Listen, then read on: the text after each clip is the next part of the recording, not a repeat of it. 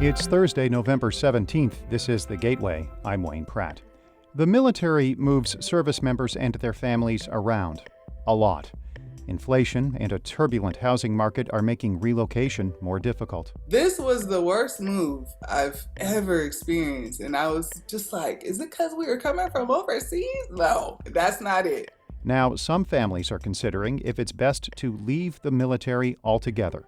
St. Louis Public Radio's Eric Schmid will have that story in just a few minutes. Missouri Republican Senator Roy Blunt is supporting a bill aimed at protecting same-sex marriage and interracial marriage. He voted in favor of the Respect for Marriage Act yesterday in a procedural maneuver in the U.S. Senate. Blunt says an amendment would protect religious institutions against retaliation if they don't agree with same-sex marriage. He also says, quote, "It's better for Congress to clarify these issues than for federal judges to make these decisions." Missouri's other Republican Senator, Josh Hawley, voted against the bill. Momentum for the Respect for Marriage Act grew after the Supreme Court overturned Roe v. Wade. The 5 regional airports in the St. Louis region are making significant investments over the next few years. That includes fixing runways and taxiways for an anticipated increase in flight traffic. John Bales is the director of the Spirit of St. Louis Airport in Chesterfield. We're just starting our master plan, and that's our roadmap for the future. It's going to guide several very important projects. One is widening and strengthening of our north runway. Bales says that will be necessary to handle air traffic when the airport starts work on its main runway. Directors of the region's airports shared their plans during a forum yesterday. The U.S. Justice Department is investigating Missouri for unnecessarily placing adults with serious mental illnesses into skilled nursing facilities. The investigation is under the Americans with Disabilities Act. The department is looking into whether the adults should have been provided alternatives like supportive housing and assertive community treatment. It also wants to know if the state's use of guardianship is leading to more people being institutionalized in skilled nursing facilities. Assistant Attorney General Kristen Clark with the Justice Department's Civil Rights Division says, quote, "People with disabilities have too often been unlawfully isolated in institutions and stripped of their autonomy." State officials are aware of the investigation. 2 apartment buildings catering to homeless people are opening in North St. Louis. In fact, they opened this week. The nonprofit Doorways built a 50-unit apartment complex in the Jeff Vanderloo neighborhood for homeless people living with HIV and their families. Doorway's CEO, Opal Jones, says homelessness in the region is still on the rise. 50 units is a drop in the bucket. There is a growing problem with homelessness in St. Louis. We're proud to be able to offer this, but we know that much more needs to be done. In the Greater Ville neighborhood, St. Patrick Center is opening an apartment building with 24 units for homeless people who served in the military or recently sought care at the hospital.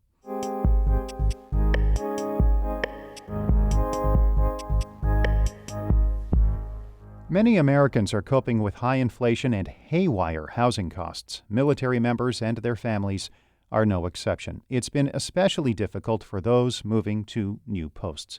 St. Louis Public Radio's Eric Schmid reports how military families' quest for suitable housing has become more complicated.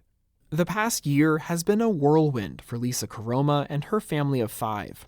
Her husband, who's in the Army, received orders last fall that his station was changing from Camp Humphreys in South Korea to Fort Carson in Colorado Springs. This was the worst move I've ever experienced. And I was just like, is it because we were coming from overseas? No, that's not it. The conditions in America, I feel like what we were walking into, we just were ill prepared for. Caroma says housing on post at Fort Carson was full, and they had to stay at a hotel while they searched for a permanent place to live. She says it took about a month to find suitable housing. We were in a rush at this point because we're racking up hotel bills, breakfast, lunch, and dinner because you're in a hotel for a family of 5. So we're like, whatever it is, we'll take it. But they made compromises. Caroma says the rental property where she's now living costs more than the allowance her husband receives from the Army each month for housing. All in all, she estimates her family spent about $10,000 out of pocket on the move. Had I known that, we would have prepared better. So we're using credit cards, which we still haven't caught up on those credit card bills. Woo! So we're chipping at that. Karoma's experience moving in the past year is hardly unique. A September survey from Blue Star Families found military families are spending more time and more money to find a place to live when they change duty stations.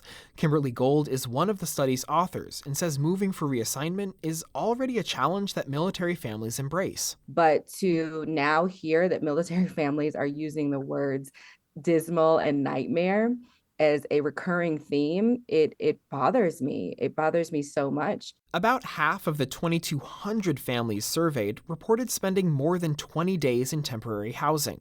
The Defense Department only covers 14 of those days. Once they find a place to live, families reported spending an average $336 per month more than the military housing allowance on just rent or a mortgage, not including utilities. When you're spending more money on one thing, you have less money for anything else. Cesare Galvin directs Justice, Diversity, Equity, and Inclusion for Armed Forces Housing Advocates. She says challenges with housing costs can cascade and hit other parts of a military family's budget, like food. Which doesn't just affect the families, but then it turns around and affects the military, because if you're worried about whether or not your kids got to eat this morning, you're not focusing on your job. Gold with Blue Star Families says other things going by the wayside are trips to friends and family or even household belongings because families have had to downsize. They're sacrificing all of these little things that make life just a little sweeter. Why are we to the point that now we're sacrificing seemingly everything? The Defense Department did issue a temporary increase to the military's basic allowance for housing this September in some markets where rents have ballooned, but those only apply in 28 places across the country. Colorado Springs, where Lisa Karoma's family lives, isn't one of them. She says the strain from this move has her asking her husband if he can retire from the Army sometime soon. I never want to do this again. I'm tapping on his back every day. When are you getting out? I hate it. Karoma says she and her husband deeply appreciate what the military has afforded their family, and they don't necessarily want him to leave.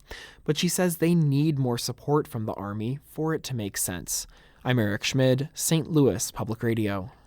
That story was produced by the American Homefront Project, a public media collaboration that reports on American military life. Funding comes from the Corporation for Public Broadcasting. Before wrapping up, thousands of fans braved the wind and the cold last night as they celebrated the first game at St. Louis's new soccer stadium. The exhibition match at City Park featured the development team St. Louis City 2 and Bayer Leverkusen from Germany. St. Louis Public Radio's Jeremy Goodwin was there. Ryan Murphy is at his seat early. He's in the first row down near one corner of the field, a few feet from the turf. And once I heard St. Louis was finally getting a team, I was like, I got to jump on the season ticket, so put in, and here we are. I'm excited, and I can't wait. The visiting team scores the first goal at City Park, and the second, and the third, but you'd hardly know that out in the steep bleachers at one end of the field. Clayton Kolkmeyer is in the front row with a megaphone, leading the cheers. If we're hitting a low spot, we need to, pick up the beat, get the driving chance going. If we're up 3-4 goals, we're just having a good time having a party here. So it's just feeling the game, feeling the flow, that kind of thing. We're St. Louis City. Hey, hey, we're St. Louis City. We're St. Louis City.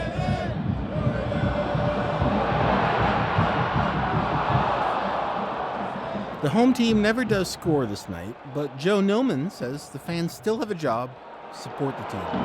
They play their hearts out for us, so all we can do is come out and support them and clap them on and cheer them on. And if we show up and keep supporting it, the sky's the limit. St. Louis Soccer Club plans to play its first Major League match at City Park in 2023.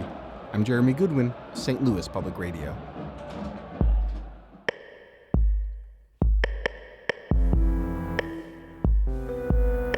Our David Casares edited that report from Jeremy. The Gateway is a production of St. Louis Public Radio, a listener-supported service of the University of Missouri-St. Louis.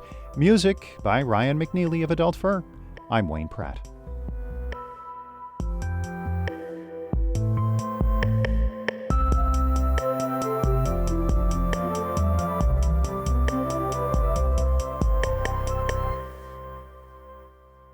Support comes from the Missouri Forest Products Association, saluting Earth Day on April 22nd with an ongoing commitment to help offset carbon emissions with sustainable harvesting of Missouri forests. Details at choosewood.com.